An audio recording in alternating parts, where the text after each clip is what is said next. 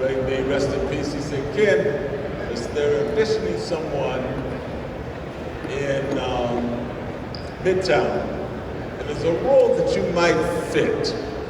You want to try out for it? You know, I got the address. And I said, well, why not?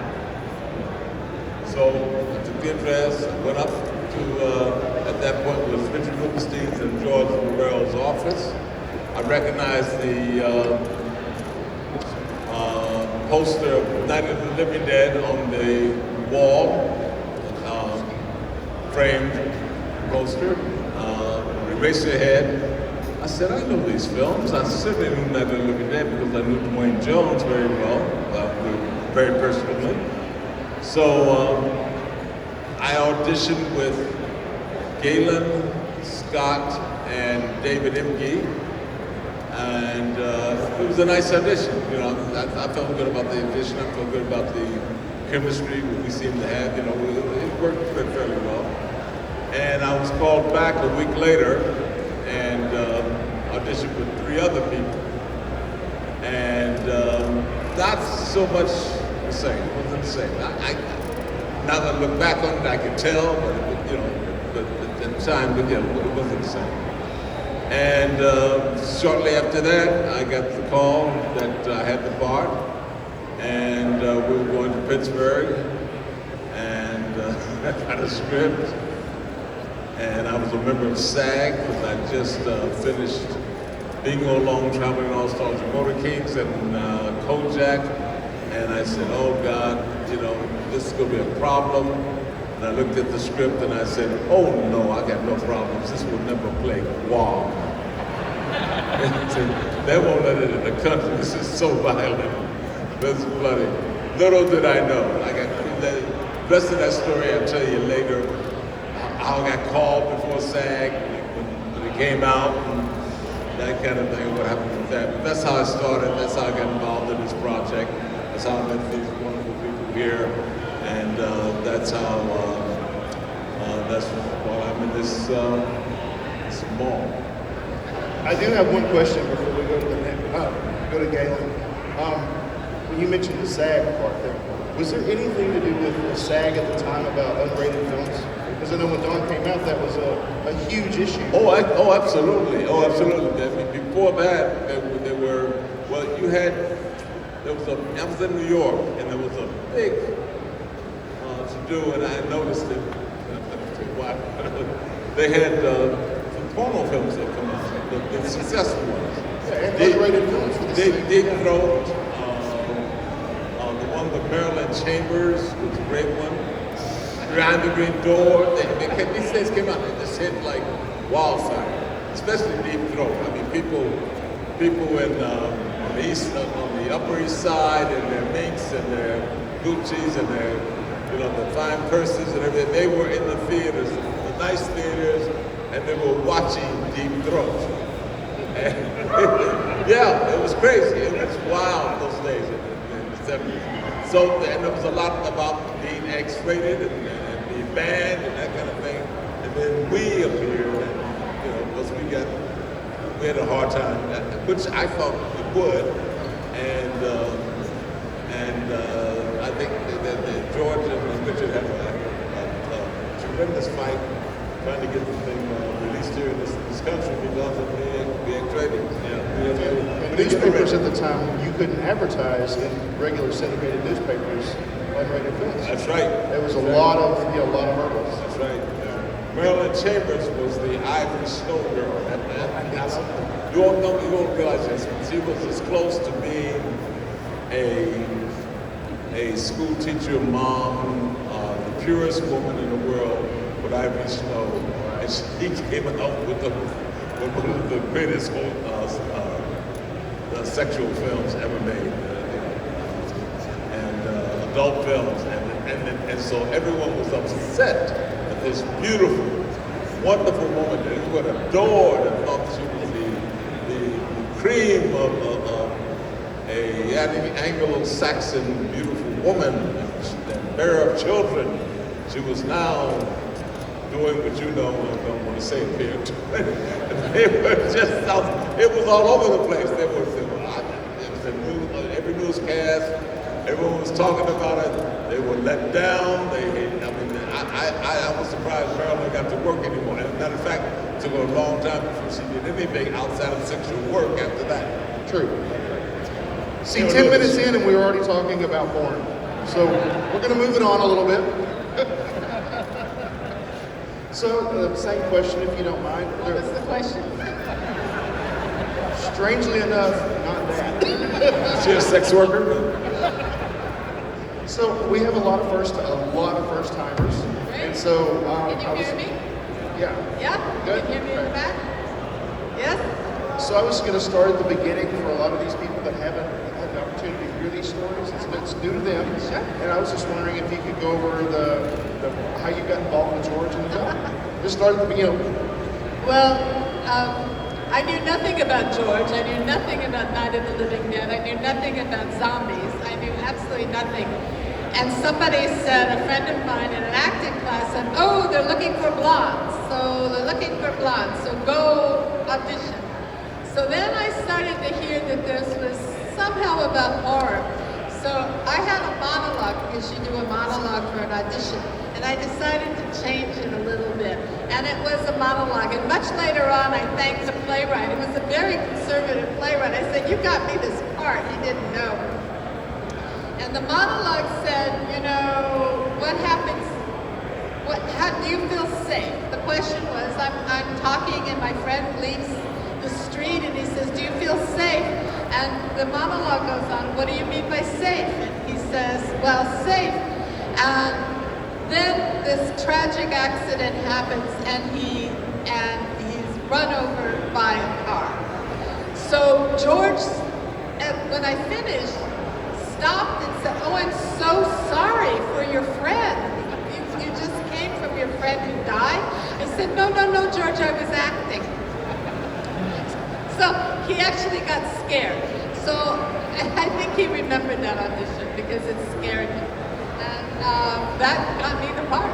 So I ended up, I was very new to acting, and I met Scott and Ken. I think we all sat and had popcorn watching Night of the Living Dead. I think that was our first meeting, and I went, oh my God, this is what I'm doing. So that was great fun.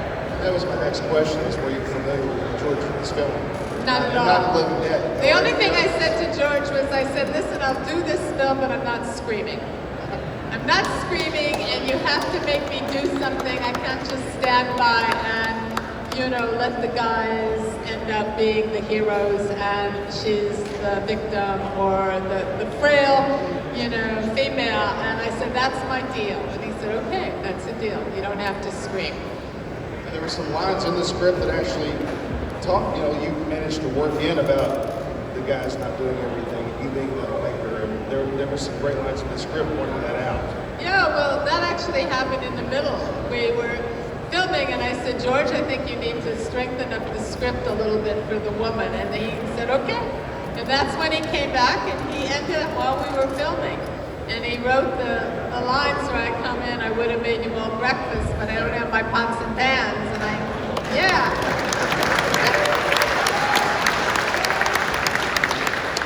George wrote that on the spot. He decided that we needed to do that, and that's when I said, you know, as the guys were doing their eye rolls, I'm going to learn how to fly that helicopter, and don't leave me without a gun. And that was a big moment, because women, at the time, I think you would remember Sigourney and Aliens and Linda Hamilton doing Terminator. They were all like the year after. So this was a real beginning, and George had the foresight to say that, you know, the female has to be as strong as the men. And he did it.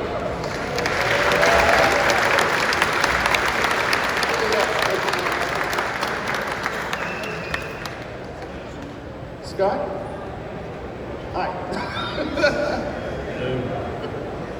Do the same question for all the first timers. How did you get involved in the film?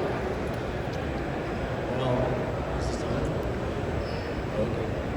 Hi there, everybody.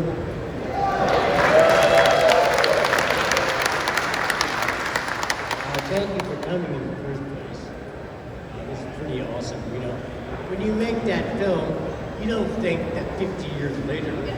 still going to be going on. It doesn't go through your mind. So this is pretty amazing. Somebody's waving back.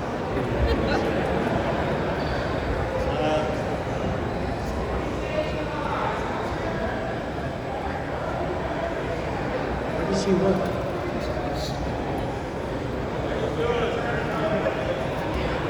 Is it? Turn it up. Can you hear? Are we just saying hello?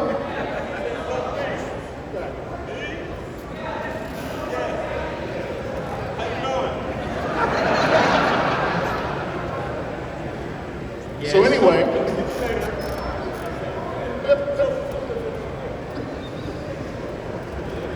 Oh, it's okay. So you want to know how I got involved? Is that it? yes, please. And we're going to see if you can do the whole story this time. I'll do my best. No waving. No waving. So let's see. I was in New York. I was born there. And I got a. I think it's. Is that better? Can you hear me back there? No, hello? Hello? They said they. Is this any better? Is that better? Is that better? Yeah. Good. Hi. I actually was recommended to George by Christine Forrest, who was then Christine Forrest before she and George got married. She and I were in the theater department at college together. And then so she suggested me to George. And then they sent me the script, and I went, oh my God, this is the most disgusting, bloody thing I've ever read in my life. And so I went to audition for Roger, and I had like 3 scenes, I think. And George was just sitting there, like looking at me, kind of nodding, and just going, oh, I really like what you're doing. And I said, well, thanks, George. And he said, yeah. And I said, George, I hear a butt in your voice. What's the butt? And he said, well, if you do the role, you're going to be paired up with this guy who's twice your size. And I didn't know Kenny then. And so I said to George, it just came out of my mouth, I said, George, the audience won't give a shit about that in the first 5 minutes, right? And they'll just forget about it. And he laughed and whatnot. We did 2 other scenes, and that went well. Then I got called back a week later, and we did the same scenes plus another scene, and that felt good. I felt good about it. And I looked at George and I said, George, what's your hesitation? Don't ask me why. It just popped out of my mouth. And he said, well, I really like what you're doing. And I said, well, what's the but? I said it to him again. He said, well, your take on the character is not quite what I saw. He said, I saw this kind of rough-hewn guy like Nick Nolte, and kind of rough-hewn streetwise cop. And he said, oh, well, if you hire me, you just got me, so I can't do anything about that. And then ultimately, he was satisfied, and I saw him that night, and he said, okay, you got the part. You know, like I talked to him, I didn't, of course. And that's how it happened, basically. And then I met Kenny, and I met Gaylen, met David MP, you know, and we all read together, and here we are 50 years later. Thank God.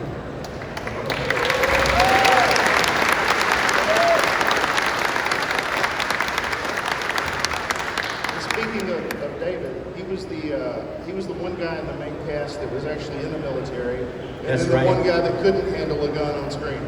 Exactly right. Perfect. Yeah, he was in the military, and you know, in the movie, I just pushed his gun away. I always thought that was a weird irony, and he and I would laugh about it. The one thing about David was we laughed a lot about the movie, about ourselves. We go out and have a drink afterwards, and we just laughed a lot. You know, and I miss him. He's a good man.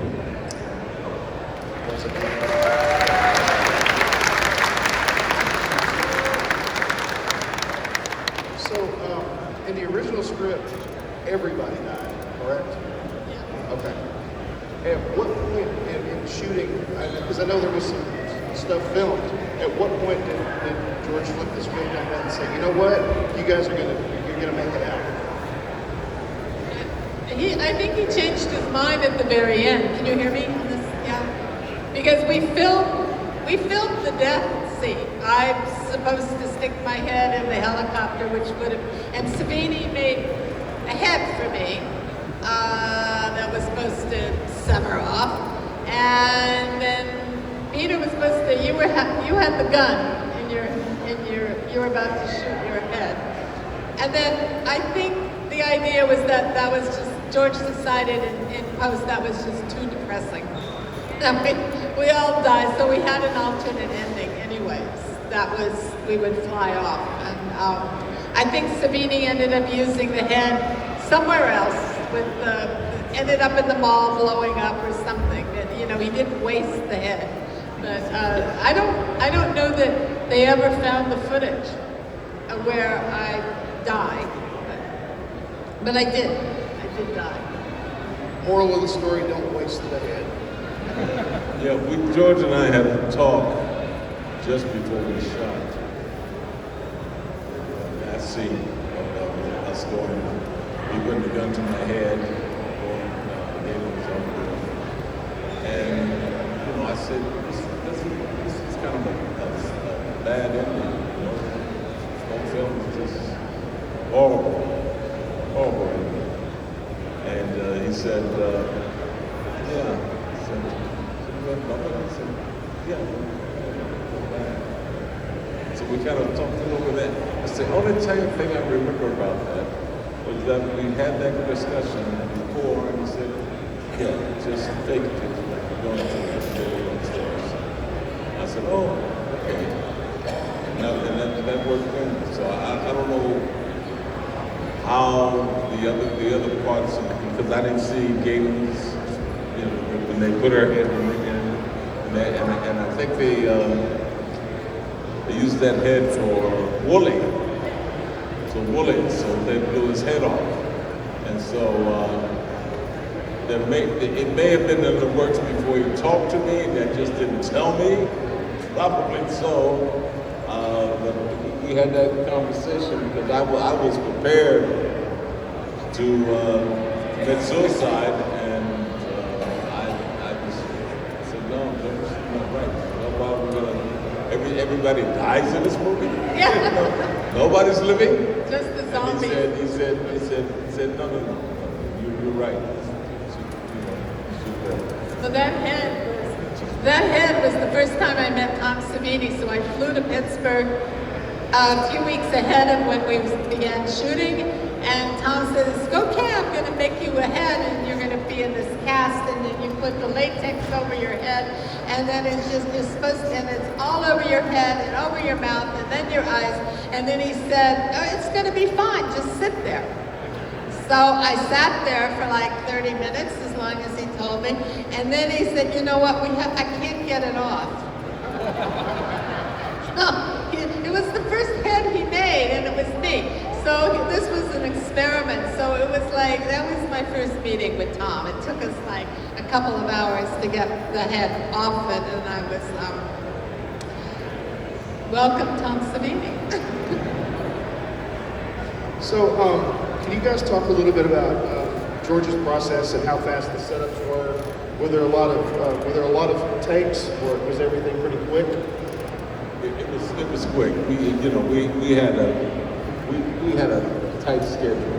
We had a lot to shoot, and luckily we were inexperienced, but certainly I guess we were just committed, and I think we did one take, 2 takes at the most, and that was it. We were out of there. Yeah. You got his coverage and moved on. We had that. Yeah, it was.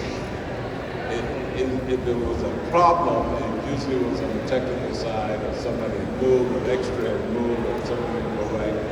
I remember the time we were, and I think Scott and Gaylen can attest to this, we were piling the bodies on top of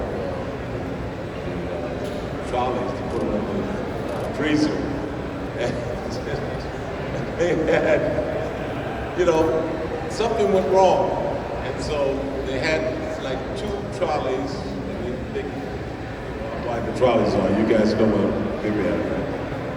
Those people were piled on top of each other. And they were 4 high.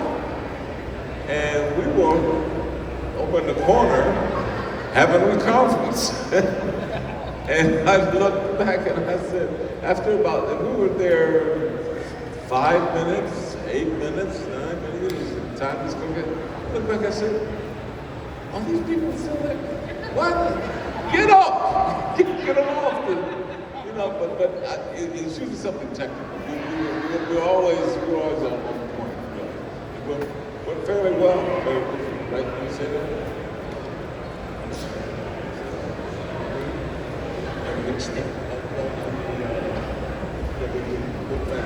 Oh yeah, Kenny's absolutely correct. George was very efficient. That's one thing about him. He trusted his actors, and yeah, we moved very quickly. Never felt rushed, never felt hurried, because George was very relaxed, right? And he was relatively calm. And if he had a lot of stress, he didn't spread it to people around him. Yeah. So yeah, we moved fast, quickly. So you had to make decisions and commit to. No, there wasn't time. Although it's funny, we didn't feel rushed. Did you? Did you feel rushed? No, not at all.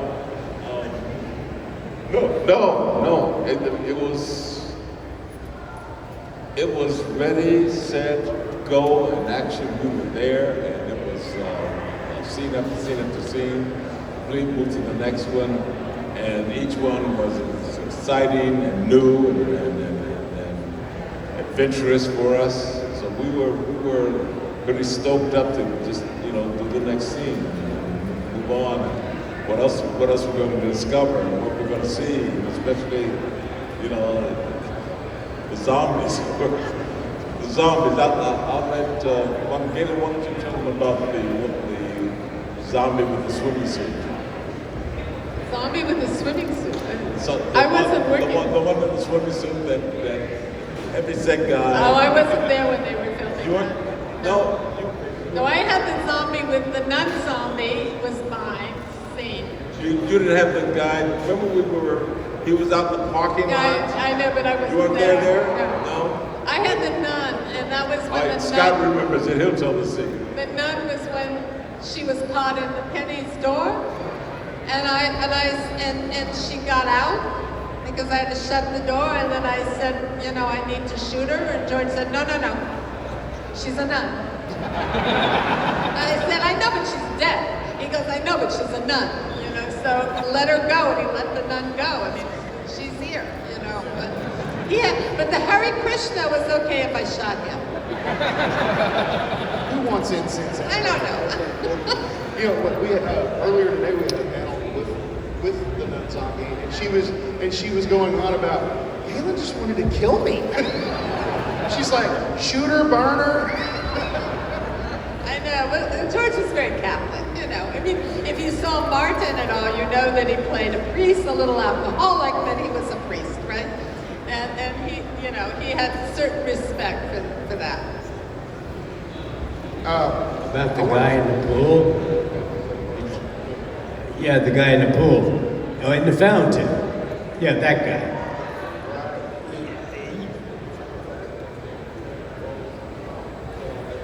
Yeah, he's out there, he's like naked. Almost. He's outside and he's naked. Almost naked, yeah. I remember seeing him and I go, what the hell is he doing? But he was fine. I think he was happy to be almost naked. It was like really cool. Yeah, freezing is right. And when he fell in the fountain in the water, he bounced like a ball. And I looked at him and went, man, you're gonna hurt yourself. And he got right up out of there. No, he's fine. You know, I think all that weight just cushioned his fall. We tried to tell him, we tried to tell him, look, why don't you come in for a moment, get warm, you know, that kind of thing. It was absolutely freezing out there. And he would not come in. Oh, zombie, here's zombie, move, please, I'm good. Can you guys hear me? I guess you're gonna have to use the mic.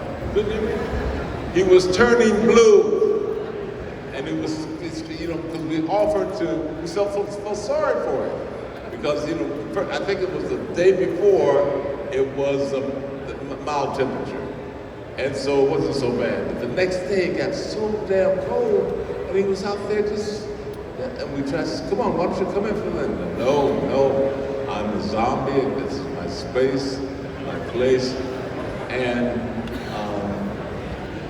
I always use that as a testament to the commitment of the people who were zombies in this film. They really brought it. They brought it to the plate. So, yeah.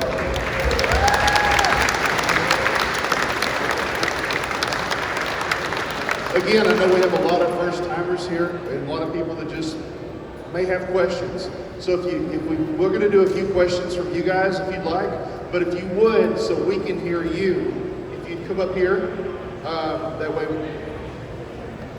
it's going to work a lot better.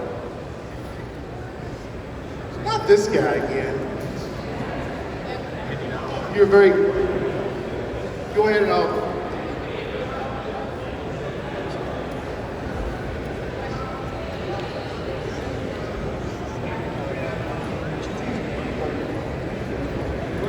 I'll repeat the question. There's not a mic down there. I'll tell you what. I was watching the movie last night in the theater, which was an amazing experience getting to see everyone on the big screen like that. And I was really struck by the ending of the film, you know, when your character has to make a decision whether or not you're going to take yourself out. And I wondered maybe what your thoughts were when you were shooting that as to why Peter made that decision at the last moment to keep fighting and to continue on. Do you remember sort of what your thoughts were at the time of filming that scene?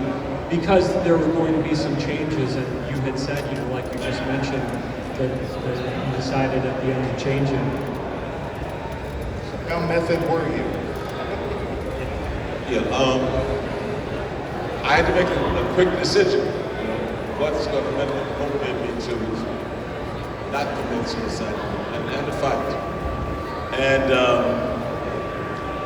there, you know, sometimes you get very lucky and you can, or you pull something out of your bag of tricks and you find something quickly to meet the challenge. And there was a time in my life when I was a young boy, and there was a couple of kids who were bigger, much bigger than I, and they did some pretty awful things, said some pretty awful things. And I couldn't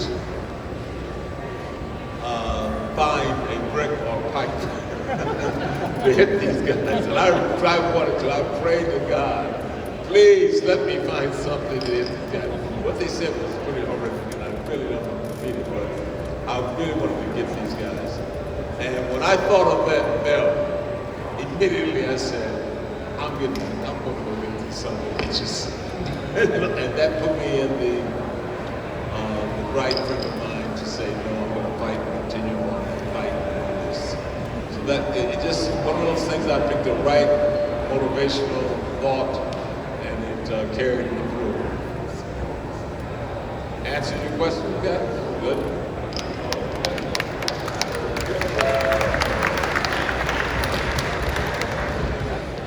Over the years, one's perspective on an experience can maybe change. You may remember something that you forgot. You may form a new opinion about your experience. Has there been anything over the past couple decades that you remember or you have come to have a new understanding of the whole experience that you had?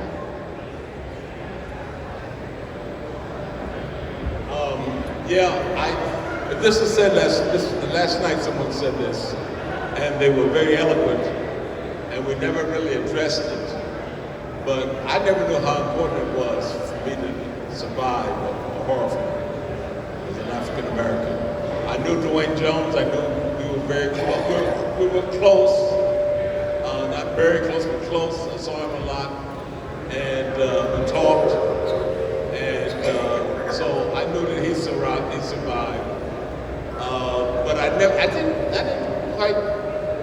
I just survived. I didn't think, and much to what I feel is where we should be. Didn't matter who color the person was. He survived. Period. It's a human being that survived. Color meant nothing. But to people, in general public, African American, white, or other, it was a big deal. And it took me a long time to come to really accept that or to realize that it meant so much to so many people. It was such extremely important to so many people in both races that I survived meant so much. And I thought, okay, I'm playing this guy. He survives, he fights his way through, he's made it. Okay, but I didn't put the color.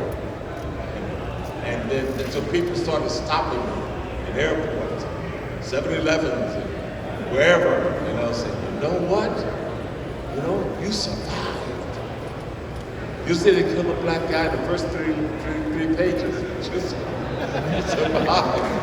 That's it, man.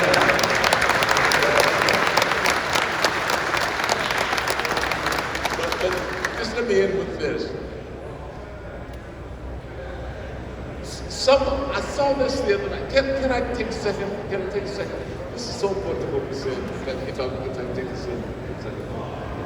The guy that's on St. Agnes or something, he was on Living Color. You've seen him in a lot of stuff, Eddie Murphy movies. He's a very funny guy. He's on that, he's been the doctor on that St. Agnes. It's a new series or something. You guys know something about it. Anyway, he was being interviewed. And he said that his mother, when he was a little boy, they had a commercial with a half of a black actress see half her face. And so mother called and said, hey, it's a black woman on TV. It's a black woman on TV. Half her face now. Then other people called and everybody, so everybody had to get to their television very quickly to see this black woman on TV. And he was with his daughter recently and was somewhere on some media, and he pointed out a black person on TV, on acting or doing something, and she said, is this a person on television? And he said, that was the change that we were waiting for. That was the change that we were waiting for.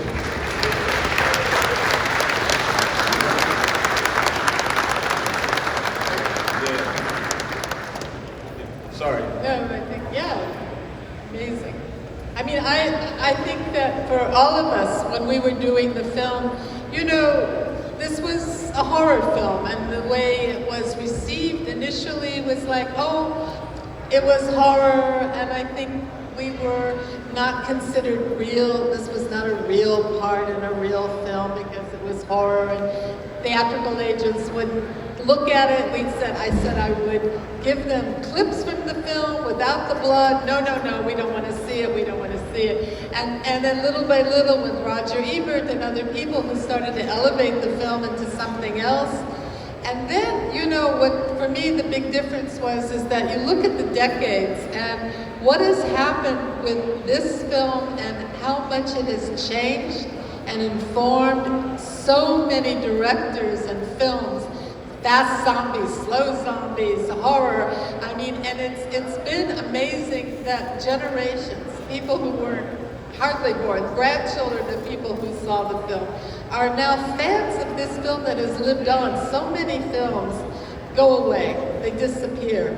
This film, I mean, look at you all. I mean, this film has something that is beyond others. And you know, it's the other thing that's amazing is that you look at the directors, Quentin Tarantino and other people that talk about George as their mentors, people that inform them. And we look at the horror films now, and who's directing the horror films but women? Which is amazing. The whole thing is turned around. And you can look at so many of these horror films, and now they come out with women. It's pretty incredible. That's the change. Absolutely. I'm curious about you. And so, apart from the obvious gore and all of that stuff and the social message, what is it about this film? This is not a mysterious question, I mean, honestly, that has hooked you into the film and being like dedicated to this movie. What is it? Tell me. I'm curious.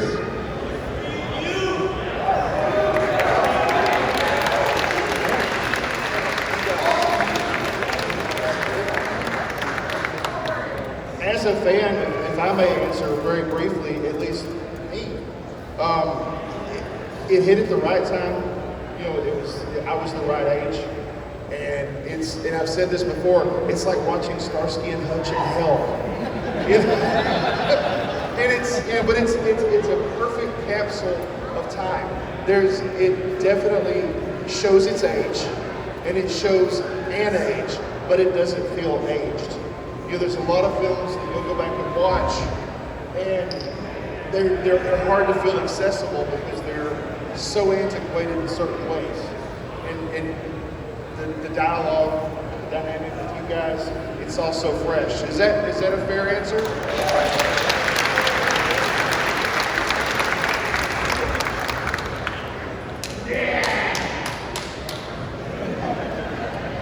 Anybody else have a thought? I want to say something. Somebody over there.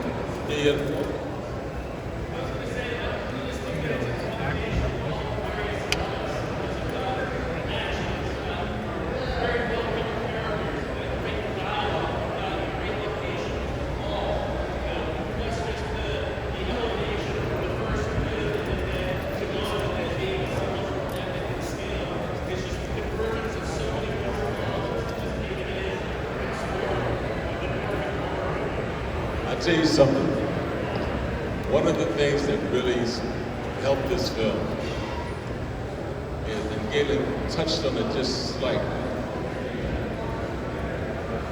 they had 5 major networks had film critics.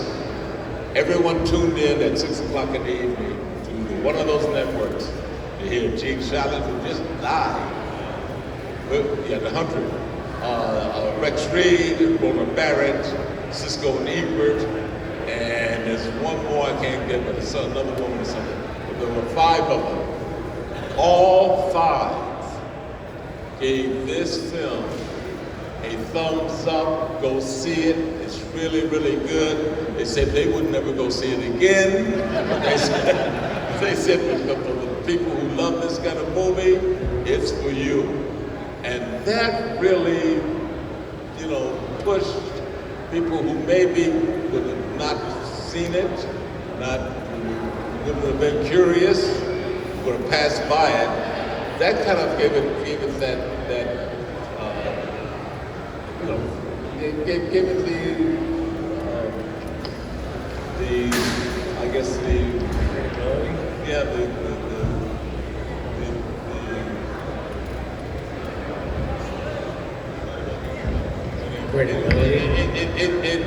it solidified that this film was okay for people to go see, and that you should go see it, and it went to every person in every strata in this country, and they all saw it. So people were not going to see it, or when passed it by, they said, okay, we'll go see it, or we'll go see it, or read something.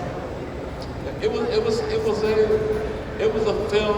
You remember that we went to Fifth Avenue to that press conference, and they were all there.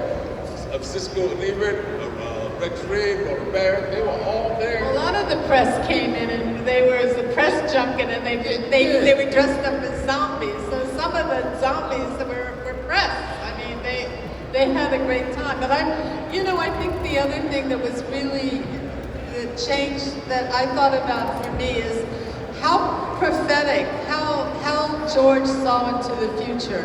I mean, when you think about the humanity, who was human and who had humanity in that mall, and what happens when greed overtakes things. I mean, the zombies they couldn't help themselves, but the bikers who ended up destroying things and destroying the little civilization that the four of us had.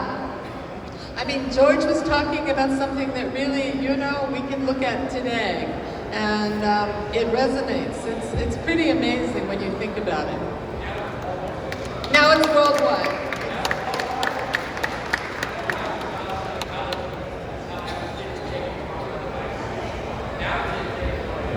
Walmart.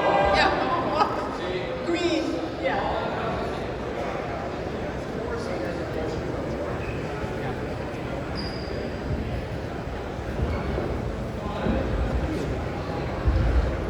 So what was it like doing the scenes inside the television station? I worked at Fox 53 overnight for 3.5 years, and I've always wondered what that experience was like for you. Well, the television station, was shot separately so that Richard Francis, that scene was shot between them, and then we were just the reaction. So we weren't actually seeing anything. We were at the camera. But there is some interesting things about that, and it resonated for me the most during the COVID period, because when people were talking about conspiracies, and then people were throwing things at the television, at newscasters, and they didn't like this kind of news, and that was pretty amazing. But I mean, we were there, and with the cameras, and those guys were acting it out, and I've seen it live in other ways on television now. We've got time. We're going to do one more. We'll see how it goes. Maybe we can squeeze two. Yellow. First, I just want to say what a pleasure it is to meet you guys. Dawn of the Dead was my dad's favorite movie. He saw it back in 1978 and down in Fort Lauderdale, where I'm from. Rated X, 12 a.m. showing, and then he shared it with me, much like probably most of the audience was passed down. So just such an honor. My question is, how has this movie impacted each of your lives, in both positive and maybe negatively? And in addition, where was the project scene filmed? Was it actually filmed at the projects here, or was it all a movie set? Oh, and one last thing to answer your question, Scott. The movie personally affected me. You guys were the coolest, badass SWAT cops. And that personally made me want to have an interest in joining law enforcement. So, I'm currently in the academy, for better or for worse, but thank you so much. Such a pleasure.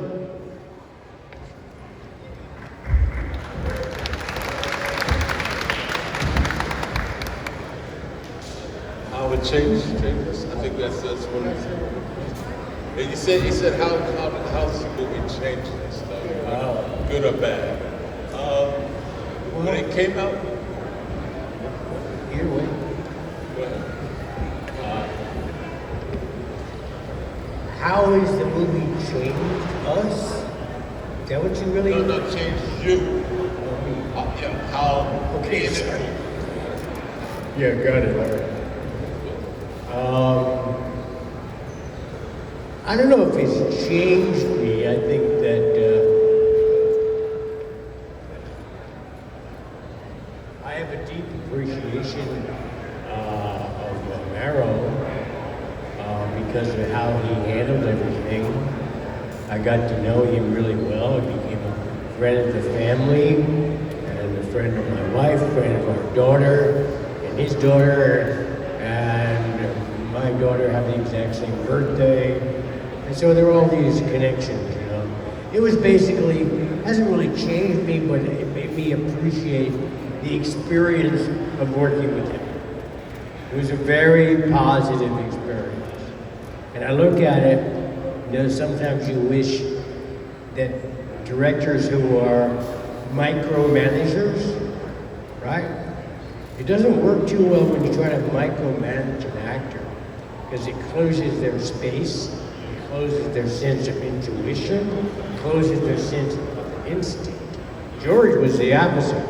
It was about go, letting you go, find your way to this particular moment or this particular role. And so you felt really supported. And he was really a kind human being. You know, he wasn't just some Hollywood nasty, you know, money grubbing guy. He's just, you know, and he was had social politics, obviously, you know.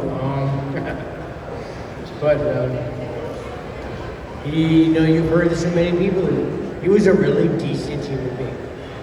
And that's the bottom line, you know. And so that is what I take away from the film, is our experience together and working in the atmosphere of George and what he gave to us, which was great. You know, I'm a director myself, and I think about him, you know, how he handles people, you know, and he's so relaxed, funny. I don't know if that answers the question. Oh, the project scene. Yeah, that was in a building, wasn't it? I remember the building. I remember it was cold as hell. Yeah. I remember the first scene we did was at the cage where they're eating each other. Yeah. And they called us down to the set. Did I tell you this already? George was standing to the side. It was just gross, you know. These zombies are eating whatever they're eating. And I said to George, I remember he was like this over here, and I said to George, this is disgusting. And he looked at me and he grinned, he went, yeah, I know.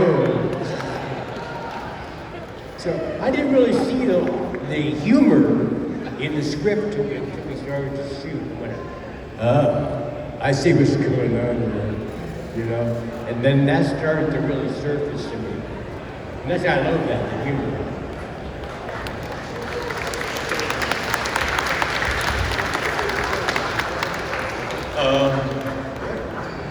You gotta speak up, guy.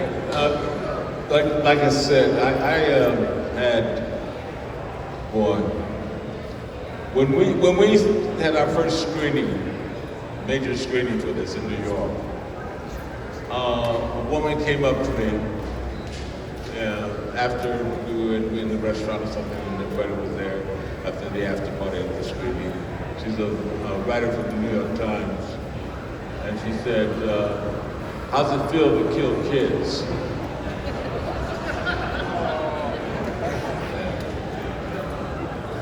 And then I had friends in my acting school. I had friends that I know, people that just people I know, you know. And they saw it and said, you were in that movie? My acting teacher told me, yeah, it's pretty good, but they'll never see what a fine actor you are, truly, in this film. So it was kind of, okay, those were some of the questionable things, some of the things that didn't go so well. And then I was in picking up a guy at the Los Angeles airport. Scott and I were working for the same limousine company. And I'm in my suit and tie, and just been in LA for a little while, following behind Dawn of the Dead. And this guy screams my name, Ken Foree, Ken Foree, Ken Foree. And I'm looking, saying, who the hell is this calling my name, and where's it coming from? And this guy's coming, he's got a suit on, he's saying, I'm your greatest fan, I'm your greatest fan. I said, what are you doing here? I said, what's your name? He said, my name's Bob Fosse. Kidding. And I said, oh, well, I'm picking you up. He said, what? And so, you know, yeah, true story. So it's,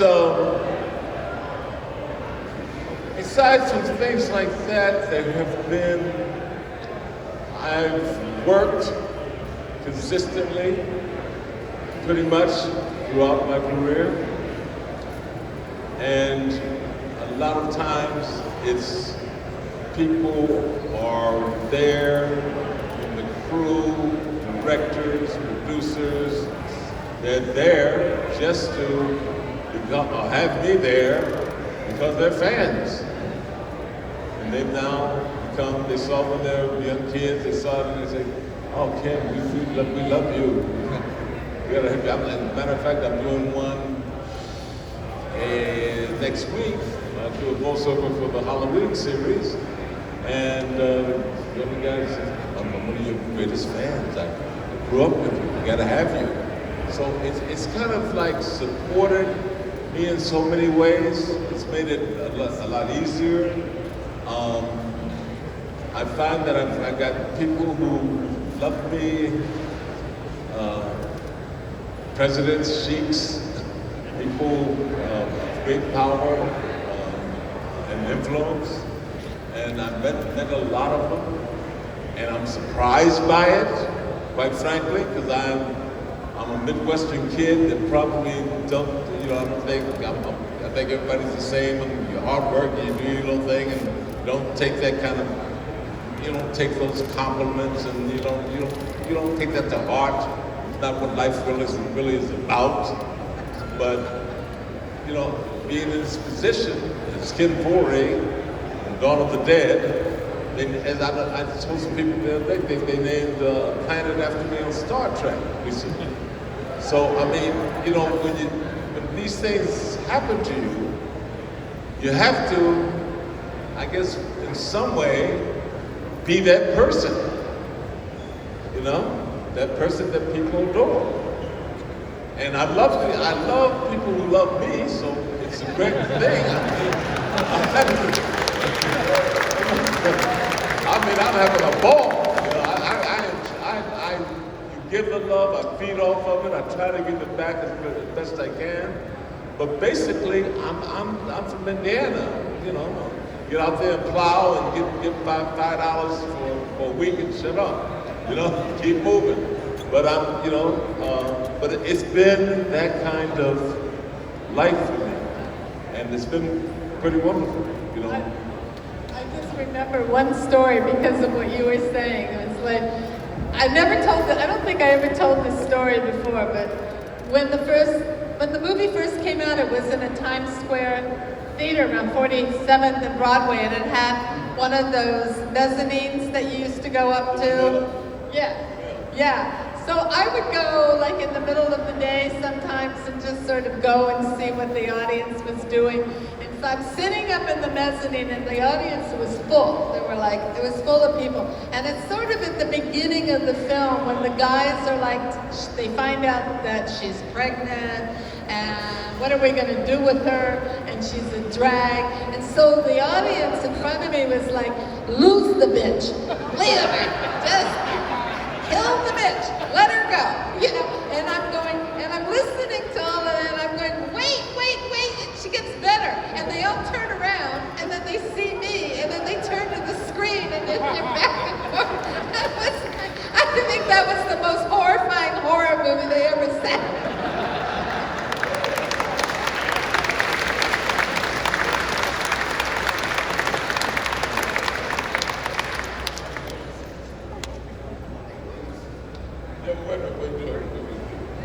Same thing happened to me. I went to the embassy on the 63rd, 61st.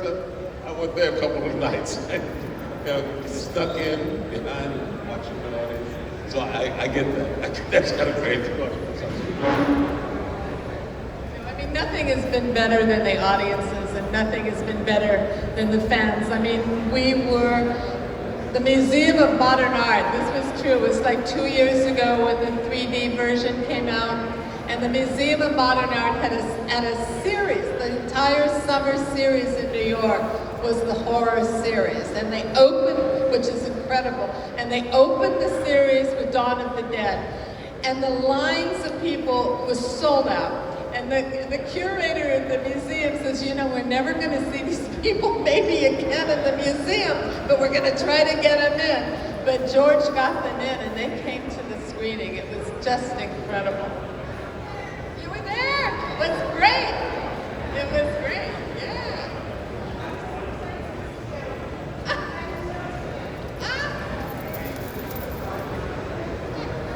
We've gotten a little long on time. Tell a story, and we're going to wrap it up. Okay, guys? Oh, I just have an anecdote about George. There was a special event in Los Angeles at the Academy of Motion Picture Arts and Sciences, and George was invited to be the speaker on the state of horror in the film industry, and he was the speaker. That was the event, right? So who walks down? The point is, you never know who it might be a horror fan. Who walks down the sidewalk? I'm smoking a cigarette with George. Is George Lucas walks down the sidewalk and walks up to George and talks to him like he's a 17-year-old fan. I swear to God, I'm not making this up. He goes, George, man, this is so cool that you're here and you're doing this. And I was just watching this, I was going, this is beautiful. You know, it's like you just don't know. And the other thing I want to tell you is my grandmother wanted to see the movie. I told her, no, you cannot come to this movie. She insisted. She was really tough. And so she came to this screening we had in the Upper West Side. And she sat next to me when they blew the guy's head off. She grabbed my arm and said, I'm leaving. I said, good. And I put her in a cab, and off she went, right? I said, I warned you. But she was proud of me, and I said, well, you're going to hate it. So I warned her.